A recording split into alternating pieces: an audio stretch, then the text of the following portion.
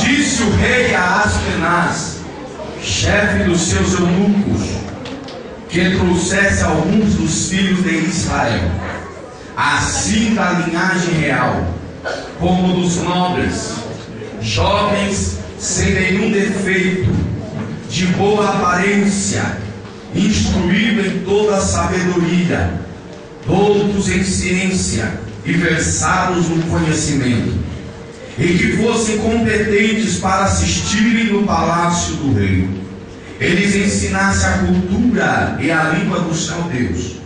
Determinou-lhes o rei a ração diária das finas iguarias da mesa real, e do vinho que ele bebia, e que assim fossem mantidos por 3 anos, ao cabo dos quais assistiriam diante do rei. Então, entre eles se achavam dos filhos de Judá, Daniel, Ananias, Misael e Azarias. O chefe dos eunucos dispôs outros nomes, a saber, a Daniel, o de Beltesazar, a Ananias, o de Sadraque, a Misael, o de Mesaque, e a Azarias, o de Abednego. Resolveu Daniel firmemente não contaminar-se com as finas iguarias do rei, nem com o vinho que ele bebia. Então pediu ao chefe dos eunucos que ele permitisse não contaminar-se. Amém. Aleluia. Queridos e amados irmãos, nós estamos aqui diante de um texto tanto quanto conhecido pela igreja, pelos irmãos leitores da Bíblia. Temos aqui uma expressão revelando a chegada de alguns moços a uma terra estranha, a uma nação estrangeira. Mas para que possamos ter um pouco mais de compreensão, necessário se faz analisarmos o contexto histórico desta ocasião, que fala-nos acerca do início do cativeiro de Babilônia. Haja visto que Deus levanta um profeta por nome de Jeremias, dizendo para que o povo se voltasse a Deus, porque 70 anos estavam determinados para que eles sofressem o cativeiro e ficassem eles subjugados pela mão de um rei estranho. O povo não deu crédito à palavra de Jeremias. O povo não creu naquilo que Jeremias apresentou da parte de Deus. E Deus permitiu a chegada de um comandante, Nabucodonosor, à cidade de Jerusalém. Nabucodonosor assume o comando de Jerusalém. Ele invade Jerusalém cerca de 605 anos antes de Cristo. E ao invadir Jerusalém, ele destrói o templo, ele destrói os muros, ele queima a cidade e divide o povo em 3 partes. A primeira parte é levada para Babilônia, porém, daquela parte se faz uma seleção e alguns entram para dentro dos muros de Babilônia. Já a segunda parte foi levada para a Babilônia, mas habitava fora dos muros, à margem do rio Quebar. E a terceira parte era composta por velhos e doentes que ficaram em Jerusalém. Para os que ficaram em Jerusalém, Deus levanta o profeta Jeremias.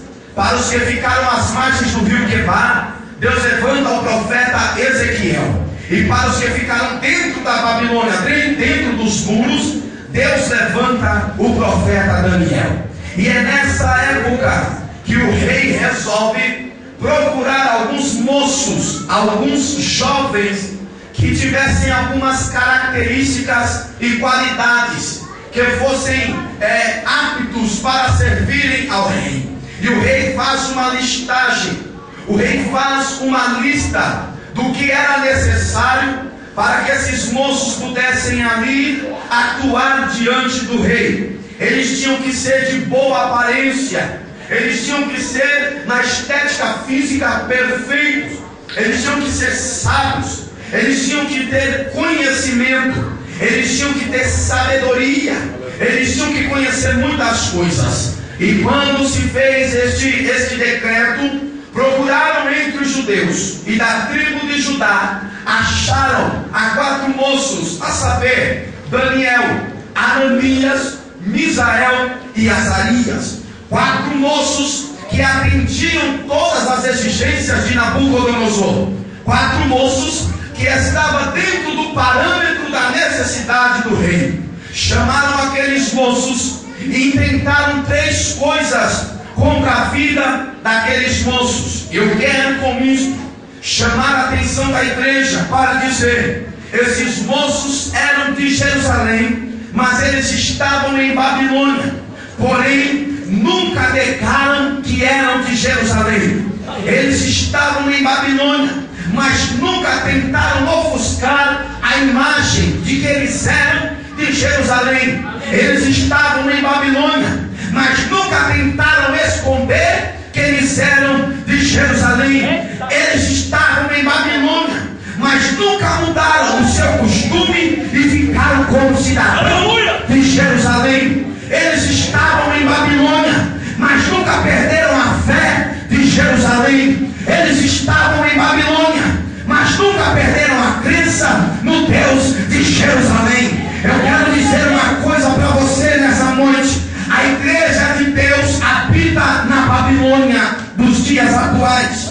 A igreja de Deus vive na Babilônia. Nós vivemos numa Babilônia corrompida, pervertida. Só que uma coisa você precisa ter convicção: estamos em Babilônia, mas somos de Jerusalém. Estamos em Babilônia, mas não somos da Babilônia. Estamos em Babilônia de passagem, mas a nossa terra é Jerusalém. E ninguém vai tirar isso do coração da igreja. Pode ficar tranquilo, Babilônia é temporário. Pode ficar tranquila, Babilônia é passageiro. O nosso destino é a Jerusalém de Deus que habita na terra. Aleluia! É isso que caracteriza esses moços como os missionários em terra estrangeira. Eles estavam em Babilônia, mas todo mundo que olhava para eles sabia: esses não são daqui, esses são de Jerusalém. Eu quero dizer para você, dentro da mensagem que Deus colocou no meu coração, mostrar a vocês 3 coisas que a Babilônia tenta fazer com os cidadãos de Jerusalém. 3 coisas que Nabucodonosor vai tentar contra quem é de Jerusalém. A primeira coisa que ele vai tentar contra os cidadãos de Jerusalém é mudar a sua cultura, mudar a sua filosofia de vida. Perceba que quando acharam-se esses 4 moços, a primeira ordem do rei para eles era que lhes ensine a língua e a cultura dos caldeus. Para que possamos entender, os caldeus eram uma nação natural da Mesopotâmia. Mesopotâmia era a terra natal de Abraão. E para quem não sabe, o pai de Abraão era idólatra. Ele adorava a Marduk, o deus da Mesopotâmia. Da Mesopotâmia vieram os caldeus, que são os babilônios. Era um povo idólatra, um povo cheio de culturas, um povo cheio de deuses. Haja visto que, tanto quando nós lemos a Bíblia, nós sempre vamos ver Deus trazendo sentença à Babilônia por causa da sua idolatria. E agora eles tentam mudar a cultura daqueles meninos que nasceram e cresceram ouvindo o que Deus havia feito desde Abraão até aqueles dias. Eles ouviram as histórias que toda criança, quando nascia, crescia ouvindo dos seus pais: a libertação do Egito, a travessia do Mar Vermelho, a queda dos muros de Jericó, a dinastia abençoada de Davi, a vitória de Davi, o templo de Salomão. Era assim que esses meninos cresciam, vendo-se falar do poder de Deus revelado. Então eles aprenderam que existe um Deus maior, que existe um Deus grande, que existe um Deus que é tudo pode, que existe um Deus que é tudo vê, que existe um Deus que é maior do que todas as coisas. Então aquilo entrou no coração daqueles moços. Alguns estudiosos dizem que eles tinham entre 15 e 17 anos, não era mais do que isso, eram adolescentes ainda. E eles aprenderam que havia um Deus grande, que sabia fazer as coisas. Agora vem um povo estrangeiro tentando introduzir coisas diferentes na mente dos meninos. Ele diz: eu vou lá, eu vou estudar, eu vou até ver que vocês vão me ensinar isso. Só que tem uma coisa, isso aí não vai mudar o que eu já aprendi. Vocês chegaram atrasados, o Deus do céu chegou primeiro aqui dentro e ninguém vai mudar esse negócio.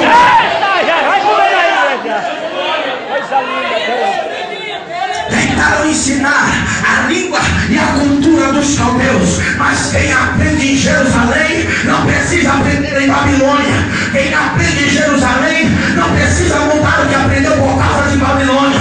Eu quero dizer para você uma coisa: o que você aprendeu da parte de Deus não precisa ser mudado só porque parece ser melhor, só porque parece ser bom. O que Deus te ensinou é melhor. Você está em Babilônia é para mostrar que Jerusalém é melhor.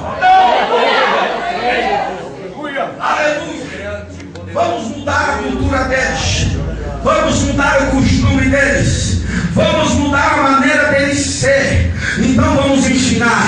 Só que tem uma coisa: quem tem compromisso com Deus, ele não muda só porque alguém vem trazendo ideias diferentes para ele. Quem tem compromisso com Deus, ele não muda só porque alguém vem apresentando alguma coisa diferente para ele. Nós temos